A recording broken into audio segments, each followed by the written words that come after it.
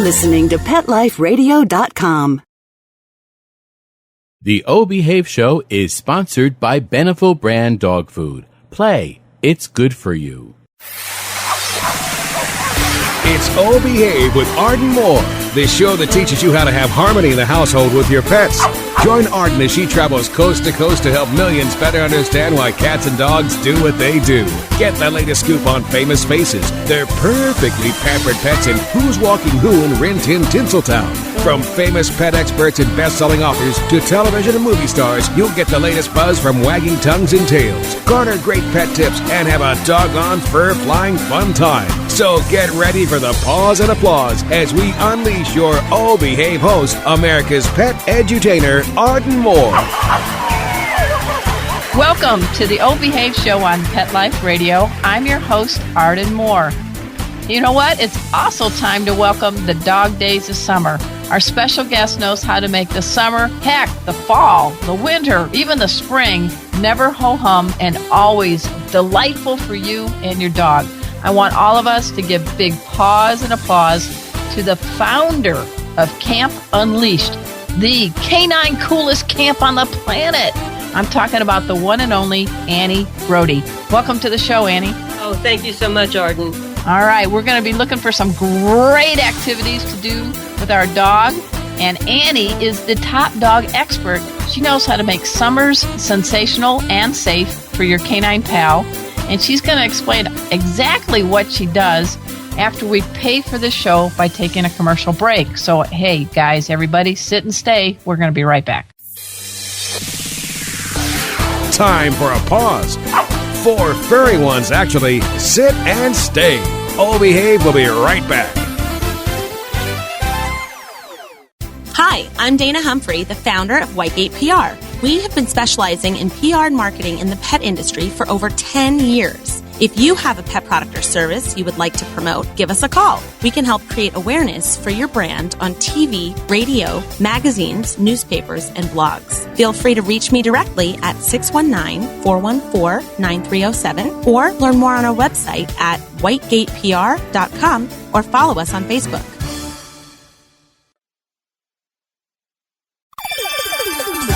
Let's Talk Pets on PetLifeRadio.com. O Behave is back with more tail-wagging ways to achieve harmony in the household with your pets. Now, back to your fetching host, America's pet edutainer, Arden Moore. Welcome back to the O Behave Show on Pet Life Radio. I'm your host, Arden Moore. Our special guest today is Annie Brody. She unleashes the ideal motto, eat, play, sniff. And Annie, I got to tell you, I really love your official title. You are founder and chief Woof Officer of Camp Unleashed. Annie, I'm so glad you're on the show, and let's get unleashed. What do you think? All right, I'm all for it.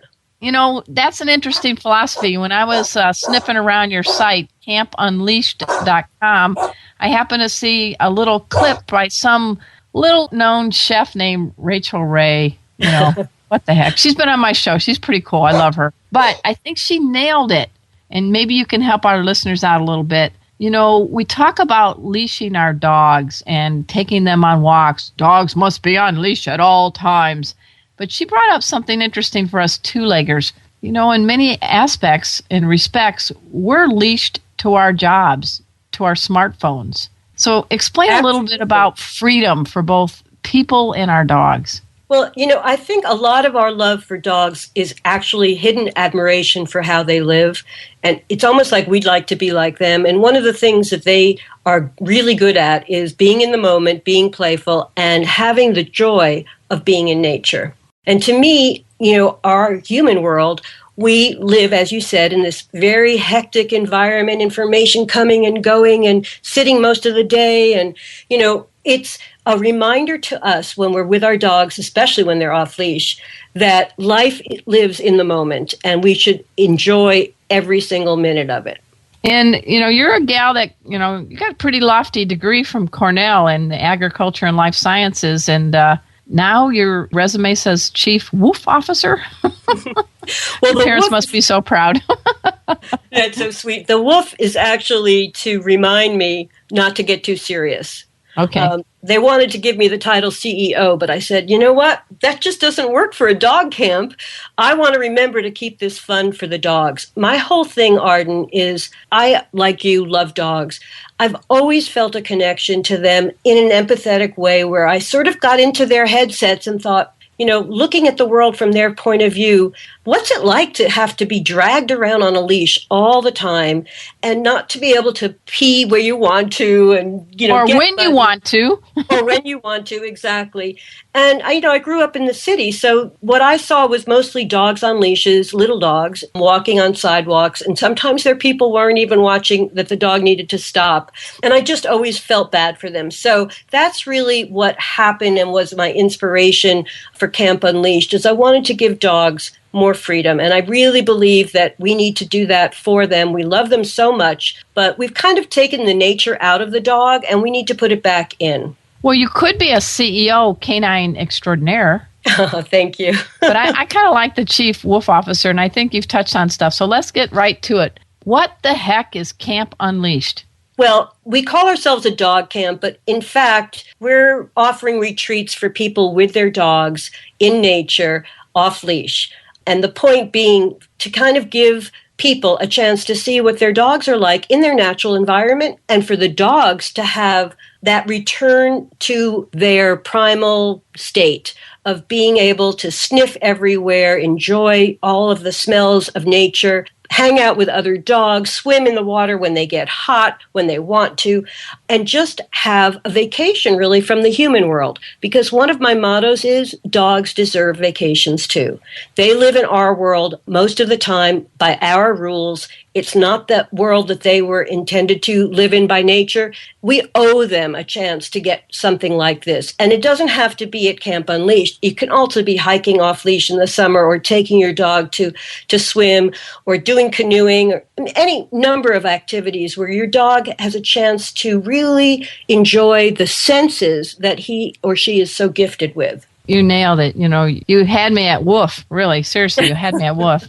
Okay, let's backtrack a little bit. We want people to know a little bit about where the camps are, and then we're going to get into some smart strategies, because you know DOGs, and I want you to be able to help us so that we really give them that freedom and give them the vacation that they need, whether it's at a camp retreat like Camp Unleashed or elsewhere. But you have 3 camps set up, and explain where they are. Sure. Well, we started where I am living now, which is in the Berkshires of Massachusetts, western area of Massachusetts, and it's beautiful rural area.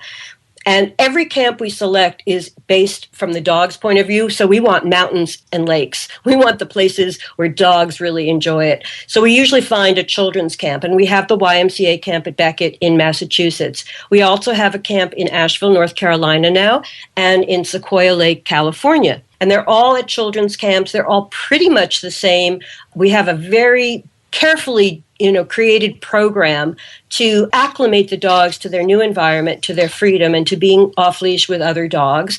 And then, of course, we offer all of the wonderful things that people like to do with their dogs, some of which I mentioned, plus dock diving, canine massage, nutritional workshops. We want to have it be fun, but also we want people to come away knowing some new information about their dog that's going to help them with their relationship.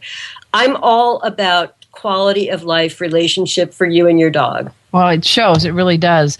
And folks, Annie is not just talking the talk and walking the walk. She's going to do a pretty cool thing. These camps, we only have almost about 752,000 and maybe change people listening to our show every week now, Annie. And I can now say that they're not all my relatives.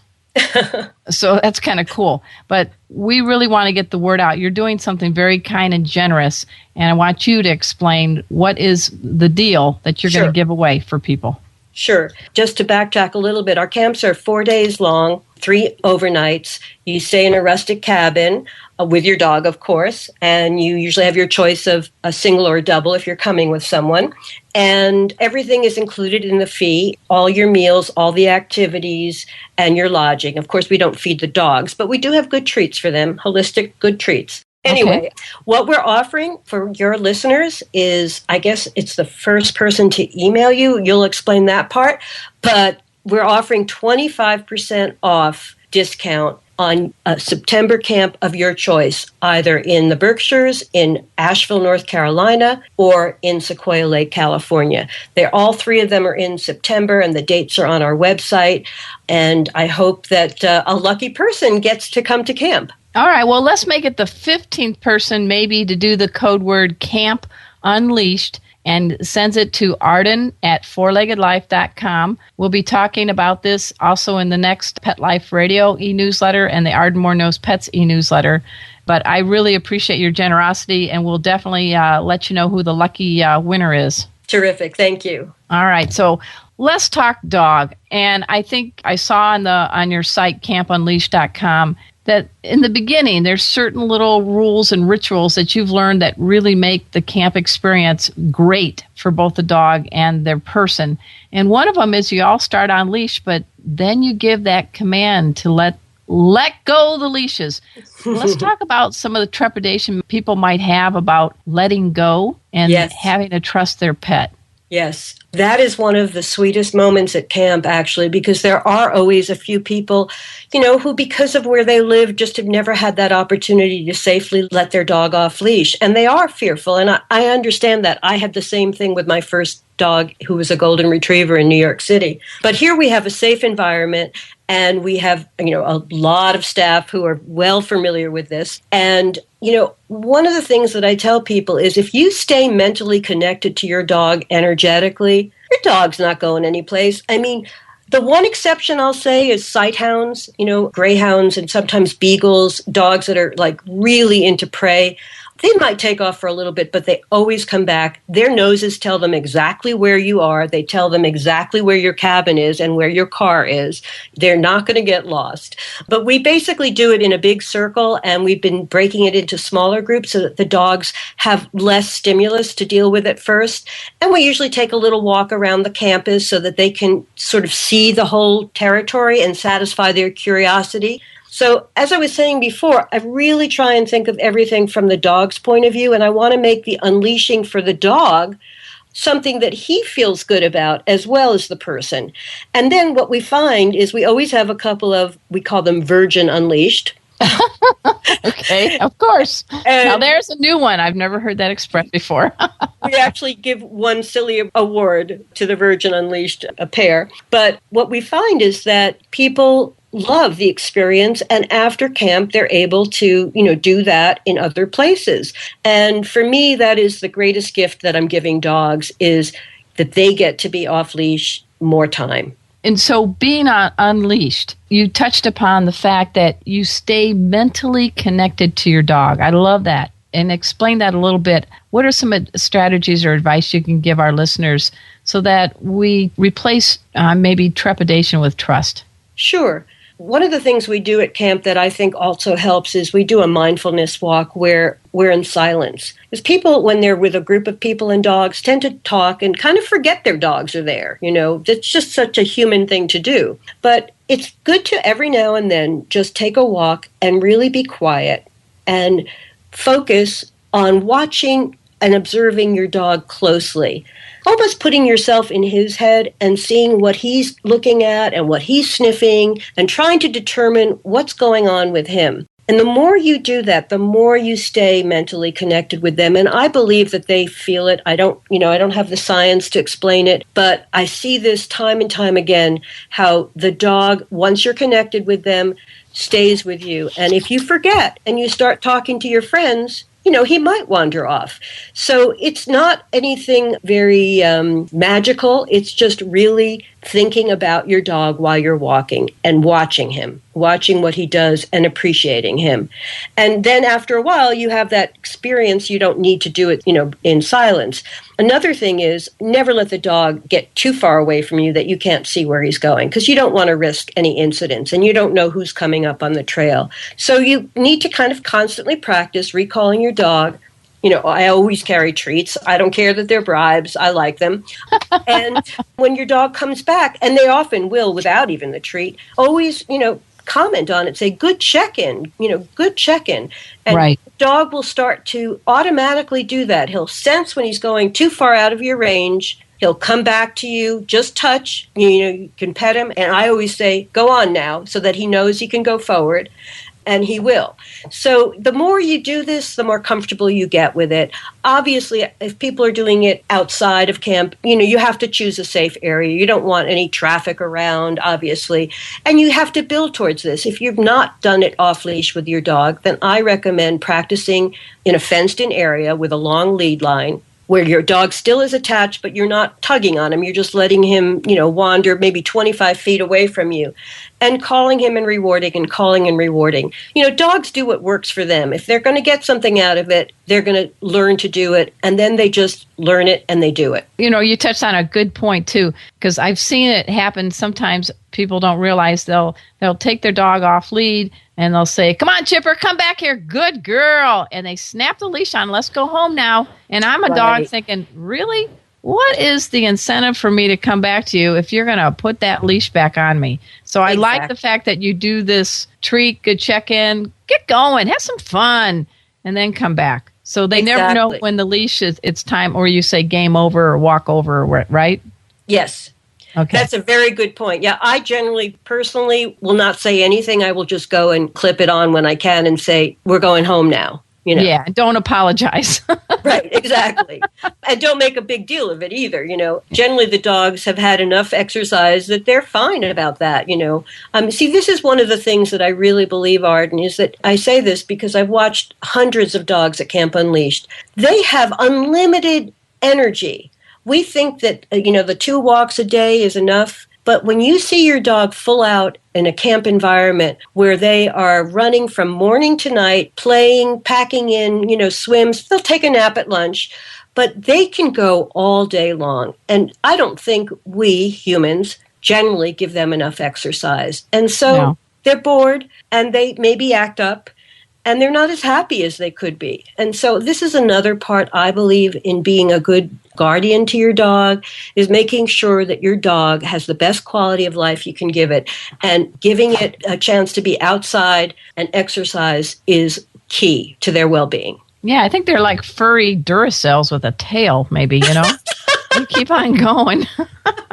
I know. I have a good friend with a Cairn Terrier named Jack, and boy, that dog is go dog go. And when that dog hits the pillow at night, that dog is out for the count. That's the best exercise dog on the planet I've ever met. Well, your background, though, this is kind of cool because I've seen some clips on Camp Unleashed, and here's this lady wearing a ball cap, and she's got all these dogs at a camp, but you're a city girl. Didn't you kind of go to Cornell and you kind of hung out in New York City? I mean, It's quite a deviation. Yep. I grew up actually in the middle of Manhattan, one of those rare native New Yorkers. Couldn't have a dog my entire life as a child because we lived in an apartment housing complex. But I always loved animals, and I had whatever I could sneak in, like a gerbil. And gerbil, don't make any noise. Or poop outside. Yeah. But I decided I wanted to be a veterinarian, at a time when women really weren't that accepted in the field. Cornell, in fact, would take 0 or 2 women a year. And we all, what we do? It was before women's lib, and we just accepted it. But I started out pre-vet at Cornell, worked on a farm, and did all that stuff. And when I got to, biochemistry, I just could not memorize all those formulas. And it sort of seemed like, well, what does this have to do with loving animals, And so I kind of had an awakening, and I moved into communications.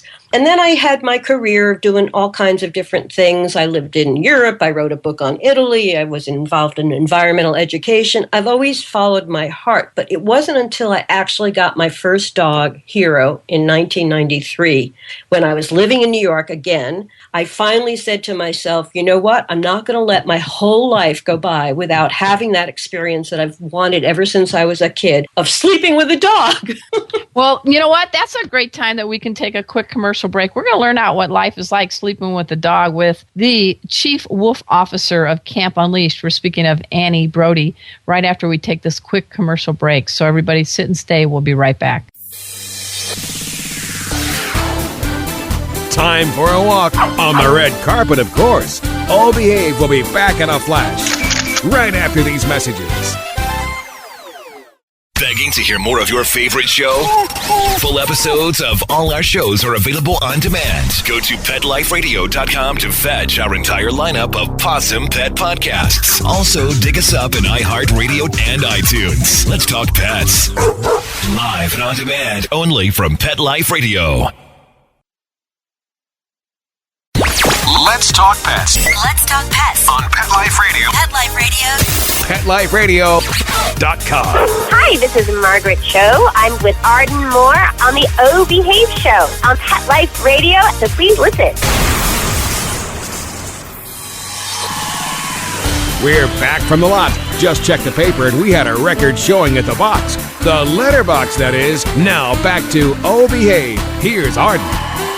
Welcome back to the O Behave Show on Pet Life Radio. I'm your host, Arden Moore. We're talking, yapping, chatting, tail wagging with Annie Brody. She is the Chief Woof Officer of Camp Unleashed. It's actually in 3 places in this country and probably more to come. She really gets dogs. She is all about giving them freedom, and in turn, we get freedom too. And she's talking about the first time she ever got a dog, and your dog was aptly named Hero. So bring everybody up to speed. Go, Annie, with this tale. Well, I adopted Hero from the ASPCA in New York City. He was about a year old, and he'd been wandering around the Bronx parking lot. So he was kind of scruffy and skinny. He was a golden, and I always wanted a golden retriever. I didn't know anything about actually living with a dog. I just knew I loved them. But fortunately, as you know, dog people are very generous with newbies. And the minute I started going to the dog park, I learned from my friends all kinds of things about how to work with a dog in your life and what you needed to do. What I discovered really was that if I just observed Hero and paid attention to what was going on with him, I kind of learned from him what I needed to do to make our life work together. And of course, I took courses and I read books and I did training with him. But the real thing for me is this intuitive interspecies understanding that people who love dogs are capable of experiencing with just a little awareness. And the dog will let you know exactly what's needed. Give me an example, something that Hero taught you. Well, okay, here's one of the things. I used to worry about him getting lost. You know, I'd go to Central Park before 9 in the morning when they allowed you to be off leash. They sort of had a reprieve from the leash laws before 9 a.m. We'd get up there, he'd go swimming in the lake, and we'd start hiking in the little wooded area. And I was a little worried, I have to say. Well, I started playing hide and seek with him because he was a dog that did not want to get lost again. You know, he'd had that once. He found a good home with me, and he loved me, and he did not want to get lost again. So I would let him go out a little bit, and I'd stay behind a tree. And I'd watch him. I'd keep my eye on him. And I'd wait until he noticed that I wasn't there. And then, it's such a heartful thing, but he'd turn around, he'd look for me, and there would be this moment of panic, and I didn't want him to get stressed, so I would immediately pop out, here I am, you know. You're like a piece of toast. You pop up. Right, exactly. And he'd come running back. Well, I tell you, I think I maybe did it 3 times, and I never had to worry about him not looking at where I was at all times. And that's an example of what I mean. This was not something I learned in a training class. In the training classes, they hardly talk about being off leash. This is something that I just figured out would work with him because I knew his personality, and it did. And that's the kind of interplay I'm talking about. Are you getting it? I hope I'm making sense. Oh, yeah. I definitely get it. You've touched upon some things that we don't even really do, and we should do more, is taking our dog out on a nice walk in silence and really paying attention to the dog. Put your smartphone away. Don't be, thinking about other things. Living in the moment. That's number one. That's a great gem that you've shared with us. And then letting dogs develop a relationship with you and watching them. I think we try to be top dog too much. We try to be the one barking out the orders. And I think what you're sharing with us today, Annie, is some of the things that our pets can make to enhance our quality of life. Oh, absolutely. So you've got quite a resume here. I'm looking at this. I mean, you almost became a veterinarian. You got into the book publishing area. in film production, environmental education. You've been a sales manager for a pet company. You've also had a role in that great book, Through a Dog's Ear. We've had all three of those folks on our radio show. Talk a little bit about your role with Through a Dog's Ear book and why that's a really good CD people should get. Oh, that's a wonderful story. Thank you for letting me share it. Well, as you saw, I have a background in book publishing, and I even was a literary agent at a certain point. But when I moved up to the country, everything changed because I moved here really for Hero from New York up to where I live now in 1999 so that he could be off leash in nature. And then eventually the idea for the camp came to me. So I had stopped being a literary agent, but Joshua Leeds, who is the sound expert behind Through a Dog's Ear, was an old dear friend of mine. And once he started working on this project that had to do with dogs, he reconnected with me and called me. And we started talking. And my God, we just went on for hours because I really wanted him to understand how dog people feel about their dogs and not to just have a book about how sound affects dogs, but, how does that work in your life? And what does that really mean? And I actually came up with a title for him, Through a Dog's Ear, because I said that's what dog people want to know. They want to get themselves inside their dog's head and experience it and make it better. So through Joshua, I met Lisa Spector, who is the fabulous, amazing musician who plays the piano and who actually inspired Joshua to get involved in this from the very beginning. And I worked with them. I sold the project to Sounds True. I read through the book. I just wanted to make sure that he was talking dog people language because Joshua, although he likes dogs, it's not his world. His world is really sound and music. Lisa really gets dogs because she's a dog person. So she's brought a lot of wonderful aspect to the whole Through a Dog's Ear project. But that was my involvement. And of course, now Lisa is director of our California camp. We use her CDs at our check-in time to calm the dogs. We use it during the canine massage class. And, I've seen it work with so many dogs. And actually, you know what? The funny thing, Arden, is I've started listening to classical music since Lisa's CD. Well, you got Lisa and Joshua, and I forgot the name of the veterinary neurologist. Dr. Susan Wagner. Yeah, so that's a pretty powerful team you got there. You're like the Avengers for dogs. Well, one of the things that, I didn't realize I was doing until I got educated from Joshua on this is that I was really creating an integrated sensory environment that worked for dogs at dog camp because their smell, their touch, the quietness without all of the noise and the traffic, without people having their computers on and their cell phones. And I think that part of what makes camp so restorative for both the people and the dogs is that it's a refreshing break from the modern life again.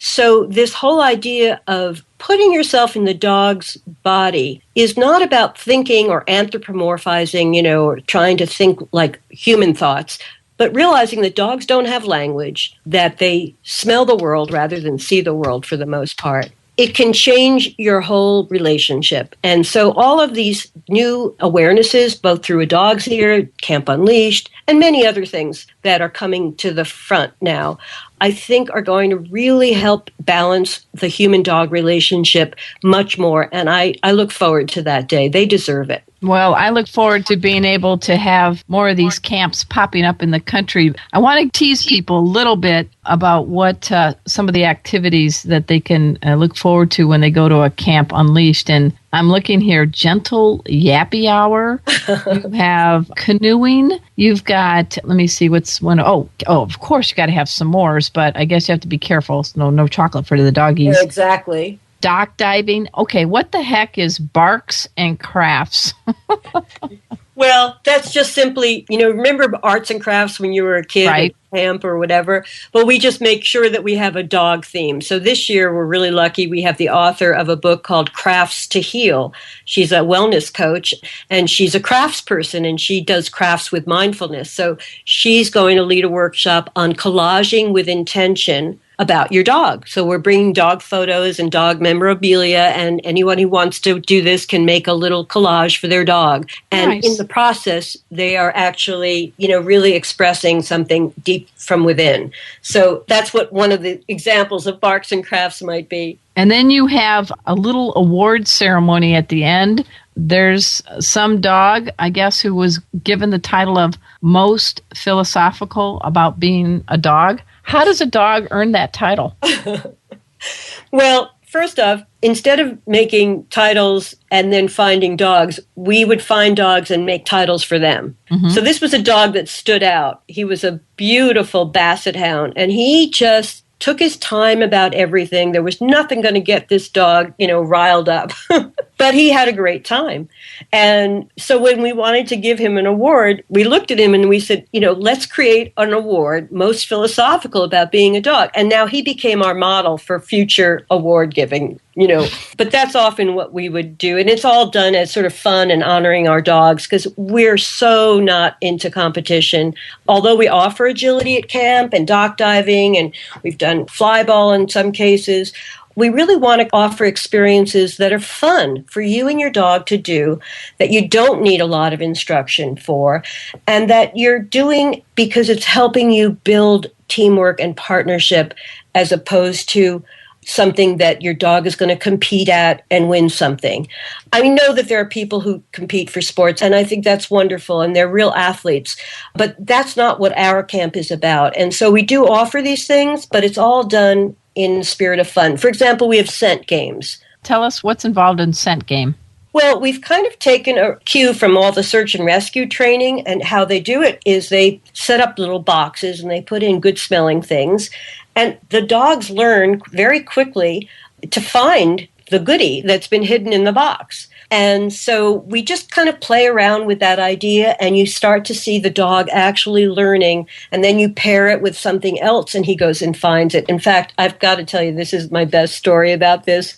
One year after camp, we just had a fun thing. We don't do it anymore, but we called it American Dog Idol. And people could get up and perform and do funny things. And this one woman who had, I think she might have been an Aussie Shepherd. Oh, no, it was a collie. That's right. It was a Sheltie. She and her dog got up on the stage. She put a box out, and then she said, "Lassie, find Timmy. He's in the well." And the dog went through all the boxes, pushed open the one that had the thing in it. And what was in there was a little boy doll. Oh, jeez. And the Sheltie picked up the doll and brought it back to her. And in the background, they were playing the theme song to Lassie. It was just so much fun. The point being here is to realize how powerful the dog's sense of smell is. Alexandra Horowitz, who came to camp once and is one of my heroes, and she's a program advisor, she wrote Inside of a Dog, What Dogs Hear, Smell, and Know. And she's a scientist, so she really explains the scientific background of how dogs evolved the way they did and what they're capable of. And one of the examples she gives is that a dog's sense of smell, you've heard this a million times before, it's 10,000 times ours or a million times, but who knows what that means? She gives an analogy that a dog can sniff out a teaspoon of sugar in the equivalent of an Olympic-size swimming pool. Wow. That's how sensitive their noses are. I better start doing my laundry. I got some dirty socks marinating. Yeah, well, when you realize how sensitive their noses are, then you start looking at, what am I putting on my floor? What am I spraying around them? And what am I doing to clean their beds with? You don't want to have them sniffing stuff that's not good for them, because they're getting it in a much bigger sort of dose in a way than we are, by virtue of how sensitive they are to it. So I just think it's really neat for people to appreciate how different their dogs are and what their incredible capacities are. That's an example where we use scent games as part of the learning experience. That sounds great. We're speaking with Annie Brody. She is the Chief Woof Officer of Camp Unleashed. But it is not just one camp, it's 3 camps. And I want all of you to dash over after the show to campunleashed.com.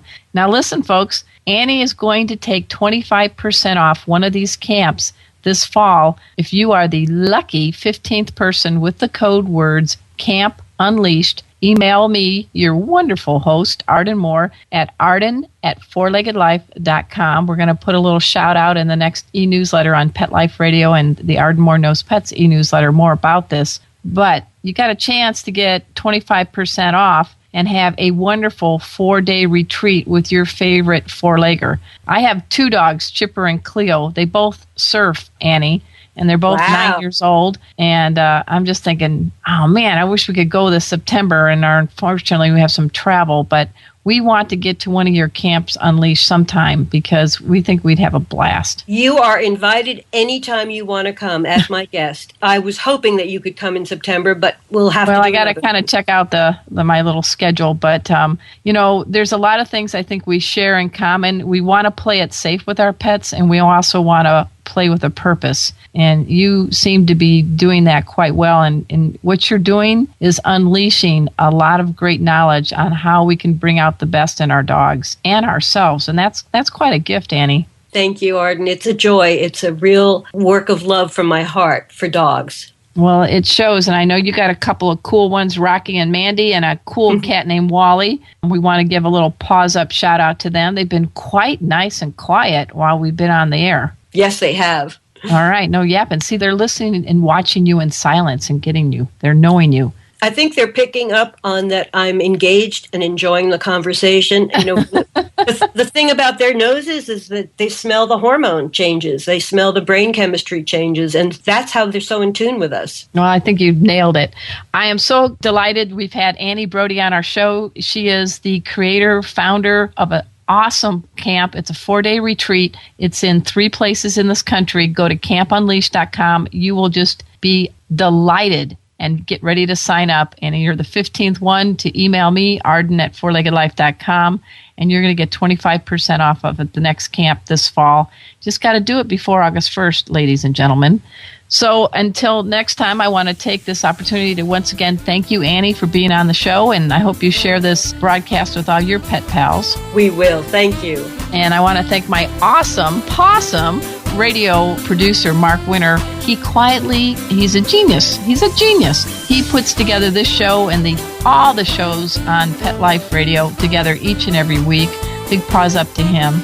And until next time, this is your flea-free host, Arden Moore, delivering just 2 words to all you 2, 3, and 4-leggers out there. Oh, behave. Coast to coast and around the world, it's Oh Behave with Arden Moore. Find out why cats and dogs do the things they do and get the latest buzz from wagging tongues and tails in Rin Tin Tinseltown. From famous pet experts and best-selling authors to television and movie stars, you'll get great tail-wagging pet tips and have a fur-flying fun time. All Behave with America's pet edutainer, Arden Moore. Every week on demand. This is the place for a special paparazzi treat. Only on PetLifeRadio.com.